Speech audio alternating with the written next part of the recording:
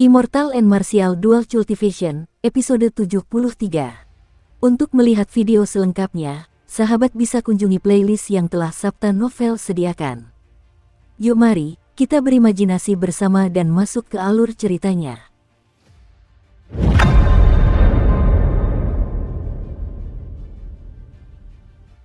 Hanya ada sekitar 200 Saint bela diri dari Paviliun Pedang Surgawi. Mayat-mayat jauh lebih banyak daripada mereka. Mereka bekerja sangat keras, bertahan secara pasif. Namun, pasukan utama dari kedua belah pihak belum bergerak. Para pendekar pedang dari kamp pedang ilahi berdiri di depan batu yang menyegel iblis. Ki pembunuh mereka ditahan saat mereka menggenggam pedang mereka erat-erat. Mereka tidak berniat untuk bergerak. Xiao Chen mengamati cukup lama, tetapi dia tidak menemukan Raja Bela Diri dari Paviliun Pedang Surgawi yang memimpin pertempuran.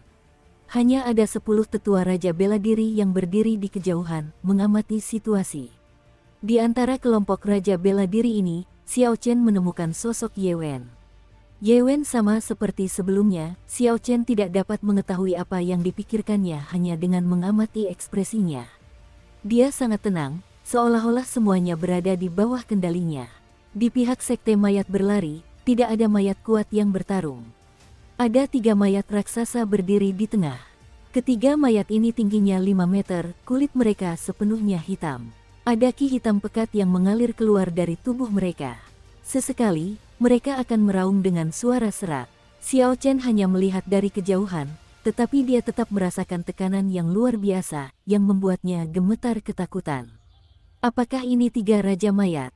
Xiao Chen bertanya-tanya dengan takut. Agar mayat bisa berubah menjadi raja mayat, mereka setidaknya harus berstatus Raja Bela Diri saat masih hidup.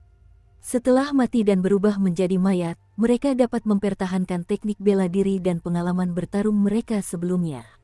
Di bawah kendali Sekte Mayat Berlari, mereka jauh lebih kuat daripada Raja Bela Diri biasa. Hal ini disebabkan oleh tubuh mereka yang abadi, ketiadaan rasa takut, ketiadaan rasa sakit, dan tubuh seperti baja yang kebal sehingga tidak dapat dihancurkan oleh air atau api. Di samping ketiga raja mayat itu, terdapat ratusan mayat setinggi 2 meter. Seluruh tubuh mereka memancarkan ki hitam. Mereka sangat kekar, dan jelas dari aura yang terpancar bahwa mereka berbeda dari mayat-mayat lainnya. Mereka seharusnya adalah mayat-mayat bermutasi yang hanya berada di urutan kedua setelah raja-raja mayat. Mereka akan mampu mempertahankan posisi mereka ketika mengadu kemampuan tempur mereka melawan seorang Raja Bela Diri.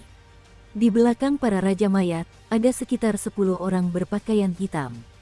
Mereka semua bersembunyi di balik bayangan para Raja Mayat. Xiao Chen menemukan pengawas Li di antara mereka.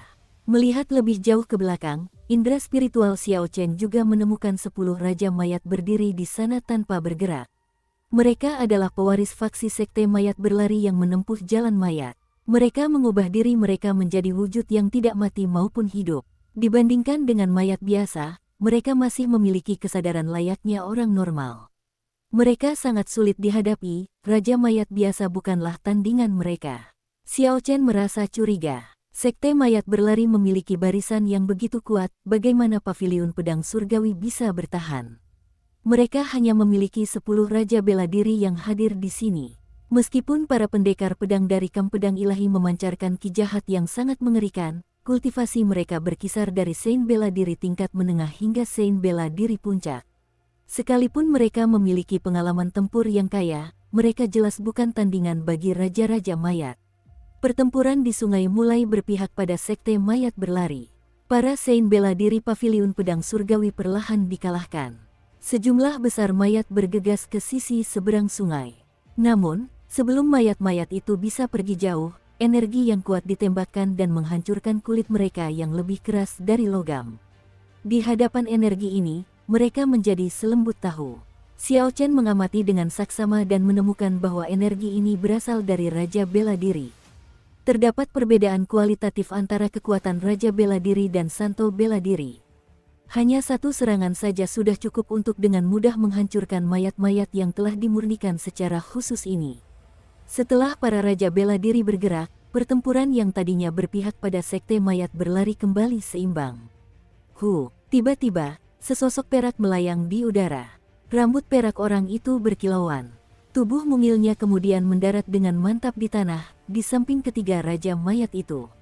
Pengawas Li mengerutkan kening dan melangkah maju. "Putrimu, mengapa Anda baru muncul sekarang?"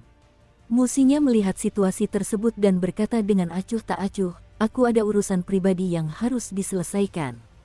Tidak perlu dipedulikan. Ceritakan padaku situasinya sekarang." Pengawas Li menjawab, "Entah kenapa, tetapi tetua tertinggi Paviliun Pedang Surgawi belum menampakkan diri. Saya tidak yakin, jadi saya tidak melakukan upaya besar." Musinya berpikir sejenak sebelum berkata, "Tidak perlu mempedulikan mereka.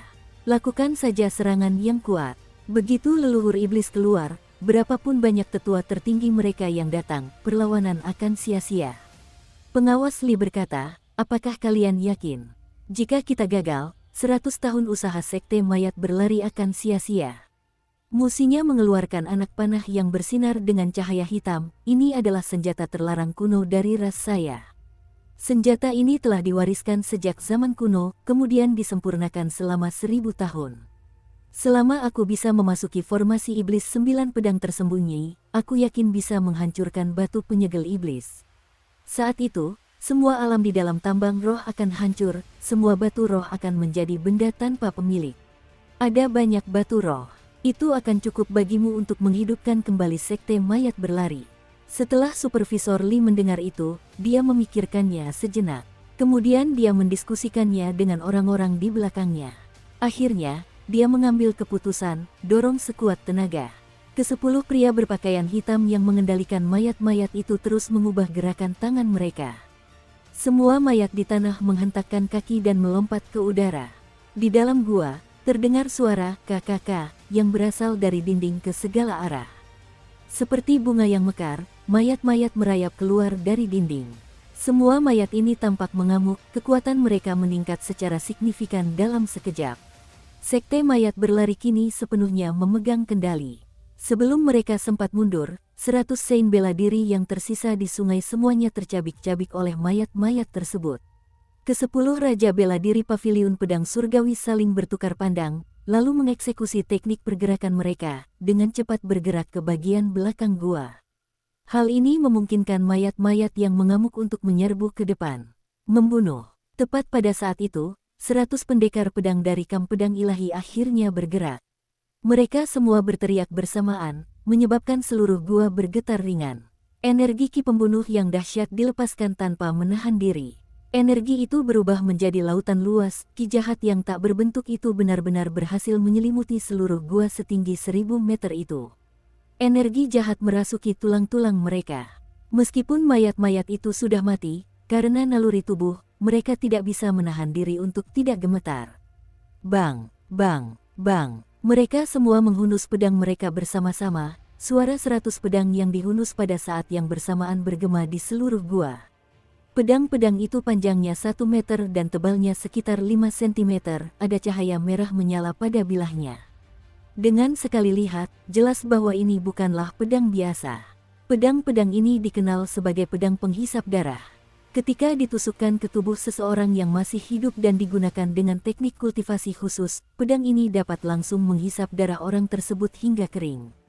Pernah ada seorang petarung hebat dari kamp pedang ilahi yang mampu menghisap darah lawannya hingga kering dalam satu gerakan. Metode pembuatan pedang-pedang ini sudah hilang. Dahulu, 1000 pedang diwariskan di kamp pedang ilahi. Murid-murid yang bukan berasal dari kamp pedang ilahi, bahkan jika mereka adalah murid inti, tidak dapat memperoleh pedang-pedang ini. Setelah 100 pendekar pedang dari kamp pedang ilahi bergerak, situasi langsung berbalik. Di hadapan para murid kamp pedang ilahi, bahkan mayat-mayat yang telah dimurnikan dan dianggap sulit oleh para sein bela diri pun sepenuhnya terkuras habis dengan satu tebasan pedang mereka. Setelah mayat-mayat itu jatuh, mereka berubah menjadi untaian kebencian dan terbang ke arah pedang-pedang tersebut. Semakin banyak mayat yang mereka bantai, semakin besar pula kebencian yang terkumpul di antara para pendekar pedang penghisap darah. Murid-murid kamp pendekar ilahi bagaikan iblis dari neraka, mereka semua memiliki ekspresi yang ganas. Mereka tampak seperti iblis dan monster, bahkan lebih mengerikan daripada mayat-mayat itu. Semakin banyak kebencian yang mereka kumpulkan, semakin besar ki jahat yang mereka lepaskan. Kecepatan dan kekuatan pedang mereka meningkat secara eksplosif. Jalan menuju pembunuhan, pikir Xiao Chen dengan terkejut. Tak heran jika saat pertama kali melihat murid-murid Kam Pedang Ilahi, ada niat membunuh yang mengerikan muncul dari hatiku. Dia tidak menyangka akan ada teknik kultivasi sejahat itu di paviliun pedang surgawi. Mereka memahami jalan bela diri mereka dengan membenamkan diri dalam kenikmatan membunuh. Semua teknik bela diri mereka diarahkan untuk membunuh. Teknik kultivasi semacam itu bahkan lebih mengerikan daripada jalan mayat. Seorang kultivator yang menempuh jalan pembunuhan harus membunuh setidaknya ribuan kultivator sepanjang hidupnya. Selain itu, orang yang mereka bunuh tidak boleh memiliki tingkat kultivasi yang lebih rendah dari mereka. Jika tidak, kultivasi mereka akan sia-sia. Mereka dapat mengumpulkan rasa dendam setelah musuh mereka mati dan menggunakannya untuk meningkatkan kultivasi mereka. Itu sangat mengerikan. Seorang kultivator yang menempuh jalan pembunuhan akan mampu melawan lawan yang memiliki tingkat kultivasi satu tingkat lebih tinggi darinya. Jika lawannya ceroboh, membunuh lawan tersebut bahkan bisa jadi mudah. Yang terpenting adalah orang-orang ini tidak takut mati. Semakin dekat mereka dengan kematian, semakin bersemangat perasaan mereka. Kekuatan mereka bahkan akan meningkat berkali-kali lipat. Hanya ada 100 pendekar pedang dari Kam Pedang Ilahi, tetapi mereka mampu mempertahankan formasi iblis 9 pedang tersembunyi dengan ketat tanpa membiarkan apapun menembus pertahanan mereka. Mereka langsung membunuh mayat apapun yang mendekat. Di bawah kendali orang-orang berpakaian hitam, mayat-mayat itu terus menerjang ke depan. Saat ini, suara pembunuhan mengguncang tempat itu, suara raungan seperti guntur. Seluruh gua bawah tanah tampak menjadi neraka di bumi. Sungguh kejam, darah yang mengalir cukup untuk membentuk sungai. Tak lama kemudian, para pendekar pedang dari Kam Pedang Ilahi membunuh lebih dari 1000 mayat biasa yang telah dimurnikan. Namun, Kam Pedang Ilahi tidak mengalami korban jiwa. Kebencian hitam yang tak terbatas melingkari para pedang penghisap darah. Jika diperhatikan dengan saksama, terdengar jeritan menyakitkan dari roh-roh pendendam yang berasal dari mereka. Orang-orang di Kam Pedang Ilahi tidak lelah, di bawah rangsangan kebencian itu, mereka malah menjadi lebih kuat. Dukung terus channel YouTube Sabta Novel. Pengawas Li tercengang. Meskipun dia tahu Kam Pedang Ilahi sangat kuat, dia tidak menyangka kekuatannya akan mencapai tingkat yang mengerikan seperti ini. Membunuh mayat-mayat yang telah dimurnikan ini semudah memotong sayuran. Musinya berkata dengan acuh tak acuh, jangan takut. Mereka hanya menggunakan teknik rahasia khusus. Selain kekuatan mereka sendiri, mayat-mayat tanpa kecerdasan spiritual ini tidak dapat melukai mereka. Hemat kekuatanmu dan gunakan mayat-mayat yang bermutasi itu. Pengawas Li mengangguk dan melambaikan tangannya. Di samping ketiga raja mayat, ratusan mayat bermutasi yang memancarkan ki hitam semuanya melompat mendekat. Mayat-mayat yang bermutasi itu sudah memiliki sedikit kecerdasan spiritual. Mereka mempertahankan sebagian besar kemampuan bertarung mereka sejak masih hidup. Dengan satu perintah, mereka secara otomatis maju untuk menyerang. Selain itu, kekuatan fisik mereka sangat kuat. Saat masih hidup, mereka setidaknya adalah raja bela diri. Setelah menerima perintah, mereka bergerak secepat anak panah, melompati sungai selebar 100 meter, mereka langsung tiba di hadapan para pendekar pedang dari Kam Pedang Ilahi. Membunuh. Jumlah mayat yang dimutilasi hampir sama dengan jumlah pendekar pedang dari Kam Pedang Ilahi. Ketika mereka saling bersentuhan, pertempuran besar pun dimulai. Dibandingkan dengan mayat yang telah dimurnikan, yang dibuat dari tubuh penambang biasa, mayat yang bermutasi jauh lebih kuat. Para pendekar pedang dari Kam Pedang Ilahi yang kuat tidak mampu membunuh mereka seketika.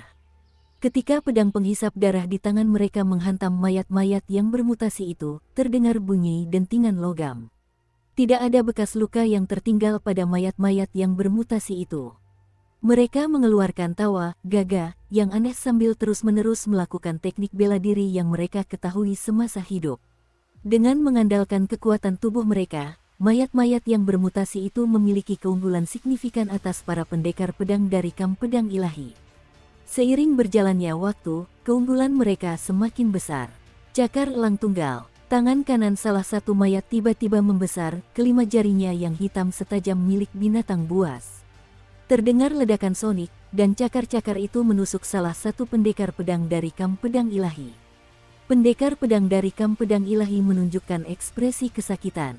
Ada tatapan tekad di matanya saat dia menggunakan pedang penghisap darah untuk menebas leher mayat yang bermutasi itu. Wajah mayat yang layu itu memiliki senyum aneh. Dengan gegabah, ia meraih pedang penghisap darah dengan cakar kanannya dan mencakar jantung pendekar pedang itu dengan cakar lainnya. Puci, pedang penghisap darah menyala dengan cahaya merah menyala. Serangan terakhir ini menembus tubuh mayat yang bermutasi, menguras habis darahnya. Pemandangan serupa dapat dilihat di tempat lain. Terkadang, seorang pendekar pedang dari kamp pedang ilahi tewas. Namun, sebelum tewas, para pendekar pedang dari kamp pedang ilahi ini akan menghabisi mayat bermutasi bersama mereka. Pertempuran itu sangat sengit. Terjadi banyak kehancuran timbal balik. Pertempuran itu sangat berdarah, pemandangan seperti itu sulit untuk disaksikan. Musinya, yang berada di seberang sungai, mengamati medan perang sambil memainkan anak panah di tangannya. Ia berkata dengan suara rendah, "Aku akan bergerak, lindungi aku." Kedua Raja Mayat, yang menguasai jalan mayat, melangkah maju ketika mendengar ini. Mereka mengikuti musinya, dengan cepat menuju ke sisi lain. Para pendekar pedang dari kamp pedang ilahi ingin menghadang mereka. Namun, sebelum mereka mendekat, mereka terlempar oleh serangan telapak tangan dari kedua Raja Mayat. Angin dari serangan telapak tangan itu membawa kekuatan yang sangat besar, menerbangkan para pendekar pedang dari kamp pedang ilahi. Kesepuluh Raja Mayat dari Paviliun Pedang Surgawi menyaksikan pemandangan ini dengan dingin dari kejauhan. Mereka memperhatikan saat musinya memimpin kedua Raja Mayat dan mendekati formasi iblis 9 pedang tersembunyi. Musinya memiliki firasat buruk di hatinya, mengapa rasanya jauh lebih mudah dari yang kukira. Pertahanan Paviliun Pedang Surgawi seharusnya tidak selemah ini. Tidak apa-apa, selama aku bisa membebaskan leluhur iblis. Mengingat kekuatan leluhur iblis sebagai seorang bijak, tidak akan ada seorang pun di Paviliun Pedang Surgawi yang dapat menghentikannya. Pada saat itu, semua rencana akan sia-sia melawan kekuatan absolut, semuanya akan menjadi tidak berguna. Ayo, panah pembasmi iblis. Yang disebut senjata terlarang, merujuk pada harta karun rahasia yang hanya dapat digunakan sekali, terkadang hingga 2 atau 3 kali. Para pandai besi dari zaman kuno menyempurnakannya. Karena jumlah penggunaannya yang terbatas, senjata ini sangat dahsyat, seringkali memiliki kekuatan yang luar biasa. Saat musinya memainkan anak panah hitam itu, anak panah tersebut memancarkan cahaya hitam yang menyilaukan. Anak panah itu memancarkan aura yang menghancurkan. Angin kencang berhembus di sekitar tubuh musinya, mengelilinginya dan kedua Raja Mayat. Angin bertiup ke segala arah di sekitarnya. Mayat-mayat yang bermutasi dan para pendekar pedang dari kamp pedang ilahi langsung terhempas oleh angin kencang. Segala sesuatu dalam radius 100 meter lenyap, menyisakan lahan kosong. Terdengar suara sesuatu yang menembus udara. Suara itu disertai kilatan cahaya, panah itu mengenai batu penyegel iblis dan menyebabkan suara ledakan keras. Batu besar itu retak dan hancur menjadi pecahan-pecahan yang tak terhitung jumlahnya. Gemuruh. Begitu batu penyegel iblis retak, seluruh gua bawah tanah mulai bergetar hebat. Bahkan Xiao Chen, yang berdiri agak jauh, ikut terpengaruh, getaran tiba-tiba itu membuatnya ikut bergoyang. Mengaum. Raungan keras terdengar dari bawah batu penyegel iblis, suaranya terdengar sangat kuno. Tiba-tiba, cakar binatang buas yang besar menjulur keluar dan menghantam tanah dengan keras. Ia menghancurkan mayat-mayat dan para pendekar pedang dari kamp pedang ilahi yang tidak sempat melarikan diri menjadi bubur tanpa pandang bulu. Bang! Tanah bergetar lagi. Cakar binatang buas raksasa lainnya muncul dan menghantam tanah. Sekumpulan mayat mutan dan pendekar pedang dari kamp pedang ilahi lainnya tewas. Ketika 10 Raja bela diri Paviliun Pedang Surgawi yang bersembunyi di belakang melihat Raja Iblis hendak keluar, ekspresi mereka mulai berubah. Ye Wen berkata, Raja Iblis akan segera keluar. Sudah waktunya untuk memberitahu 7 Master Puncak dan Tetua tertinggi. 9 orang lainnya mengangguk, dan mereka semua melambaikan tangan. Sehelai giok melesat keluar dari lengan baju mereka. Giok-giok itu memancarkan cahaya samar saat mereka menyusun diri menjadi formasi aneh di udara. Tulisan-tulisan jimat misterius mulai muncul di atasnya, satu persatu. Tulisan-tulisan itu berubah menjadi titik-titik cahaya terang, mereka sangat gemerlap. Xiao Chen tidak memperhatikan hal ini dengan indera spiritualnya. Sebaliknya, dia mengamati batu penyegel iblis dengan ngeri. Dia melihat Raja Iblis yang perkasa perlahan-lahan merangkak keluar dari bawahnya. Pada saat itu, Raja Iblis telah berdiri tegak sepenuhnya. Ia adalah serigala raksasa yang tingginya mencapai 50 meter. Bulu putihnya tampak sangat terang di dalam gua yang gelap. Dua gigi besar, tajam, dan menonjol terlihat, berkilauan dengan cahaya dingin yang tajam. Ada cahaya merah samar di mata merahnya. Ketika Raja Iblis yang tak tertandingi melepaskan auranya, semua pendekar pedang dari kamp pedang ilahi dan mayat-mayat yang telah lama mati mulai gemetar. Mereka tak kuasa menahan diri untuk tidak bersujud di tanah. Rasanya seperti ada kekuatan besar di pundak mereka tidak mampu mengatasinya dan bangkit. Raungan. Raja Iblis meraung marah, menggema tanpa henti di udara, suaranya memekakkan telinga, membuat kulit kepala terasa kebas. Raja Iblis mencengkeram rantai jiwa dengan cakarnya, 9 senjata suci jiwa yang tertancap di tanah tak kuasa menahan getaran. Akhirnya, mereka tak mampu melawan Raja Iblis dan ditarik ke atas. Mereka terlempar ke tempat yang jauh. Puci, sebuah cakar besar mencengkeram pendekar pedang dari kamp pedang ilahi seolah sedang menangkap tikus. Pendekar pedang dari kamp pedang ilahi itu berjuang sangat keras tetapi sia-sia. Puci, cakar raksasa itu mencengkeram erat, menghancurkan semua tulang pendekar pedang dari kamp pedang ilahi ini. Dia berdarah dari 7 lubang tubuhnya dan mati. Raja Iblis melemparkan tubuh itu ke udara dan mencabik-cabiknya saat mendarat, menyebabkan darah berhamburan. Serigala raksasa itu membuka rahangnya, dan darah pun tersedot masuk. Bang! Ia menghantam dinding, dan seluruh gua mulai berguncang hebat lagi. Batu terus berjatuhan dari langit-langit gua saat gua itu berguncang. Inilah kekuatan Raja Iblis yang tak tertandingi. Dengan satu pukulan biasa, ia bisa mengguncang gunung dan menyebabkan bumi bergetar. Seorang pria berpakaian hitam dari sekte mayat berlari di kejauhan menunjukkan ekspresi sangat gembira ketika melihat Raja Iblis yang perkasa. Sudah lebih dari 100 tahun. Akhirnya kita melihat harapan. Dengan kekuatan sebesar ini, tidak akan ada yang bisa menghentikan kita di paviliun pedang surgawi. Sudah ditakdirkan bagi sekte mayat berlariku untuk bangkit di era ini. Tubuh mungil musinya berlutut dengan hormat di tanah. Ia berkata dengan suara berat, ras serigala surgawi, penerus ke-180 memberi salam kepada leluhur bijak. Sudah 1000 tahun yang panjang, raja ini akhirnya bebas. Ha, ha, ha, ha, ha, ha.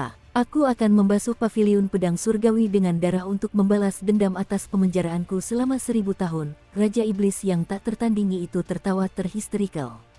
Setelah beberapa saat, dia berhenti. Dia berkata kepada musinya yang tergeletak di tanah, bangunlah, keturunanku. Aku dapat merasakan garis keturunan serigala surgawi yang murni. Aku akan menganugerahkan kemuliaan yang tak tertandingi kepadamu. Musinya berdiri dan berkata, mampu menyelamatkan leluhur bijak adalah kejayaan musinya. Ras serigala surgawi saat ini berada di tanah yang tandus. Lingkungannya berbahaya, dan mereka sedang menghadapi cobaan dan kesulitan. Mengingat situasi yang lebih besar, saya memohon kepada leluhur bijak untuk segera meninggalkan tempat ini. Raja Iblis mendengus, bukan masalah. Aku sudah memulihkan 1/5 kekuatanku. Tidak ada yang bisa menghentikanku untuk meninggalkan paviliun pedang surgawi. Ketika aku merebut asal-usul urat roh dan menjadi kaisar iblis, seluruh dunia akan tunduk di kaki ras serigala surgawi. Hanya dengan 1/5 kekuatannya, dia sudah sangat kuat. Jika dia memulihkan seluruh kekuatannya, seberapa kuat dia nantinya? Xiao Chen bertanya-tanya dengan cemas. Sebuah bayangan melesat cepat ke arah Xiao Chen. Saat mendengar suara angin, Xiao Chen merasa dadanya sesak. Ia segera melancarkan jurus melayang awan naga biru dan mundur ke belakang. Namun, tepat saat Xiao Chen mendarat dengan mantap, sebuah cakar layu muncul dari tanah dan mencengkeram kaki kanannya. Cakar layu itu menghantamnya dengan kekuatan yang tak tertahankan. Xiao Chen terlempar seperti karung pasir, menabrak dinding dengan keras. Kemudian dia jatuh dengan keras ke tanah disertai bunyi dentuman yang keras. Aku tidak menyangka orang sekecil semut sepertimu bisa lolos dari ratusan mayat yang telah dimurnikan. Saat Xiao Chen berusaha berdiri, dia dengan jelas melihat sosok orang itu. Dia menyadari itu adalah Raja Mayat yang menguasai mantra penghindaran bumi. Dia mengenakan jubah emas panjang dan mahkota berkilauan di kepalanya. Kekuatan Raja Mayat tak terukur, setidaknya ia memiliki kekuatan seorang Raja Bela Diri. Dibandingkan dengan kultivasi Grandmaster Bela Diri tingkat rendah Xiao Chen, ia jauh lebih kuat. Xiao Chen mungkin bahkan tidak memiliki kesempatan untuk melarikan diri. Ledakan. Saat Xiao Chen sedang berpikir, tinju hitam keras milik Raja Mayat sudah melayang ke arahnya. Ini hanyalah tinju biasa tanpa trik apapun. Tinju itu membawa kekuatan besar dan menghantam wajah Xiao Chen. Ini hanyalah pukulan biasa yang mengandalkan kecepatan dan kekuatan fisiknya, itu bukanlah teknik bela diri. Namun, ketika Raja Mayat melayangkan pukulan itu penuh dengan kekuatan, menerobos udara. Sebelum Xiao Chen sempat berpikir, kepalan tangan hitam itu sudah berada di depannya. Mengandalkan refleksnya, Xiao Chen mengepalkan tangan kanannya dan melayangkan pukulan. Bang! Kedua kepalan tangan itu saling beradu, keduanya mengandalkan kekuatan fisik mereka. Kekuatan dahsyat itu menciptakan riak spiral di udara yang tidak menghilang untuk waktu yang lama. Kekuatan lawannya jauh lebih besar daripada Xiao Chen. Pukulan ini menyebabkan Xiao Chen terlempar ke belakang seperti karung pasir dan menabrak dinding di belakangnya lagi.